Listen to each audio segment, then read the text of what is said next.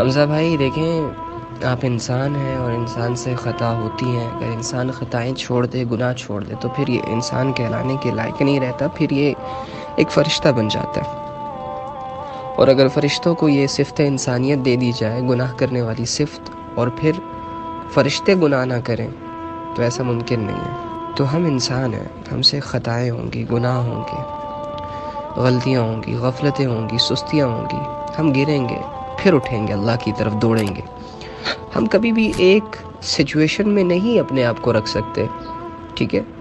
گناہ کرنے کے بعد انسان کو جو ندامت ہوتی ہے، اور ندامت میں جو آنسو گرتے ہیں، اور پھر جو سچی توبہ کی ایک طلب محسوس ہوتی ہے، اور اس طلب میں جب انسان اللہ کے ہاں ماتھا ٹیکتا ہے اور اللہ سے کہتا ہے کہ اللہ مجھے معاف کر دے، مجھ سے یہ غلطی ہو گئی ہے، یہی ادا انسان کی اللہ کو اتنی پسند ہے کہ اسی ادا کے لیے انسانیت کو پیدا کیا گیا کہ رب سے دور جانے کے بعد رب کے قریب ہونے کا احساس پیدا ہو جائے، شیطان کو خوش کرنے کے بعد شیطان سے دوستی توڑ کر اپنے رب کی اور چلنے کی ایک لگن پیدا ہو جائے۔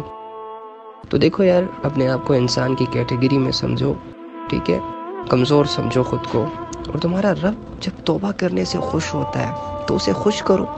جب تمہارا رب خود کہتا ہے کہ زمین اور آسمان گناہوں سے بھر دو لیکن پھر بھی لے آؤ، تو پھر اس میں دقت ہی کیا ہے؟ پھر یہ دیکھو، جب گناہ کرتے ہوئے ایسے نہیں سوچتے کہ یار یہ میں کیوں کر رہا ہوں، یہ اس سے یہ ہو جائے گا، وہ ہو جائے گا، تو جب گناہ ہو جاتا ہے، اس سے حاصل ہونے والی لذت کو ٹیسٹ کرنے کے بعد جب توبہ کا خیال آتا ہے تو شیطان عجیب عجیب چیزیں ذہن میں ڈال دیتا ہے کہ نہیں تم تو 100 دفعہ توبہ کر چکے، اور نہیں اللہ کے سامنے کیسے جاؤ گے۔ یار یہ ساری سوچیں صرف توبہ کے وقت ہی آتی ہیں، تو اس کو دور کرو، بغیر کسی ہچکچاہٹ کے جاؤ اللہ کے پاس، پھر سے صلح کر لو۔ اس میں کیا ہے یار؟ یہ تو نمازیں بھی چھوٹیں گی، جھوٹ بھی بولیں گے، دھوکے بھی دیں گے، برائی بھی کریں گے نا، یہ ساری انسانی صفات ہے۔ اگر یہ صفات نکل جائے انسان سے تو پھر تو انسان اور فرشتے میں کوئی فرق ہی نہیں ہے۔ اور اگر یہی گناہوں والی صفت فرشتوں میں ڈال دے اللہ، تو خدا کی قسم فرشتے تمہیں گناہ کرتے ہوئے نظر آئیں۔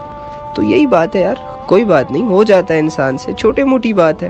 اللہ بڑا غفور الرحیم ہے نا، یہ سنتے رہتے ہو ہر کسی سے، لوگ گناہ کرتے ہوئے یہ کہتے ہیں کہ اللہ بڑا غفور الرحیم ہے، تو تم ندامت کے دوران اور کیا کہتے ہیں، جب تمہیں غلطی کا احساس ہو جاتا ہے اس وقت یہ نہیں سمجھ سکتے کہ اللہ غفور الرحیم ہے۔ تمہاری کیا گناہ ہوں گے؟ زیادہ سے زیادہ بد نظری ہوگی یا کوئی چھوٹا موٹا گناہ ہوگا، فرعون تو نہیں بنے نا، قارون تو نہیں بنے۔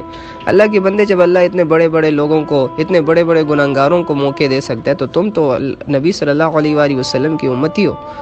گھبرانے کی ضرورت نہیں ہے میرے بھائی، یہ صرف لا علمی کی وجہ سے، لاشعوری کی وجہ سے۔ اور میں آپ کو یہی کہوں گا کہ جو جماعتیں آتی ہیں آپ کے محلے میں، ان کے ساتھ بیٹھیں، ان کے ساتھ وقت لگائیں، ان کے ساتھ اٹھے بیٹھے، تاکہ اللہ کی محبت اور اللہ سے ایک جڑنے کا ایک احساس آپ کے اندر پیدا رہے۔